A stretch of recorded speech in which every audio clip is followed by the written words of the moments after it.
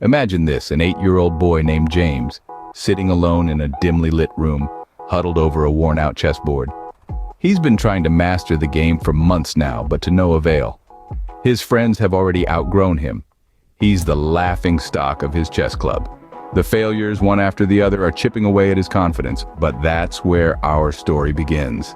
James, like many of us, was terrified of failure, but unlike many, he chose not to be defined by it. He took each failure, each loss, not as a sign to quit, but as an opportunity to learn, to grow. James started analyzing his games, identifying his mistakes, understanding better strategies. He spent countless hours practicing, poring over books, and learning from the masters of the game. He was relentless, driven by a burning desire to prove himself, to conquer the game that had so far only brought him disappointment. Fast forward 10 years, that same boy, now a young man, found himself facing the reigning national champion in the final round of a prestigious chess championship. The room was filled with an electrifying tension, the audience holding their breath as James made his move. And then, it happened. The champion extended his hand in defeat, and the room erupted in cheers. James had done it. He had gone from being the laughingstock of his chess club to the national champion.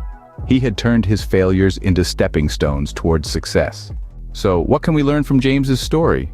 First, that failure is not the end, but a beginning. It's an opportunity for growth, for learning. It's a teacher that helps us understand where we went wrong and how we can do better.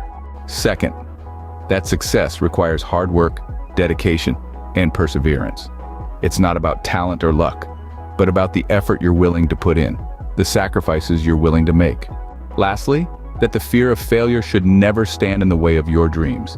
It's okay to fail. What's not okay is to let that fear stop you from trying, from pursuing what you truly want. So remember, like James, use your failures, don't let them use you. Turn them into stepping stones, into lessons. Because in the grand scheme of things, it's not about the number of times you fall, but the number of times you get back up, dust yourself off, and continue pushing forward. That's the real measure of success. That's the real victory. And that, my friends, is the power of resilience.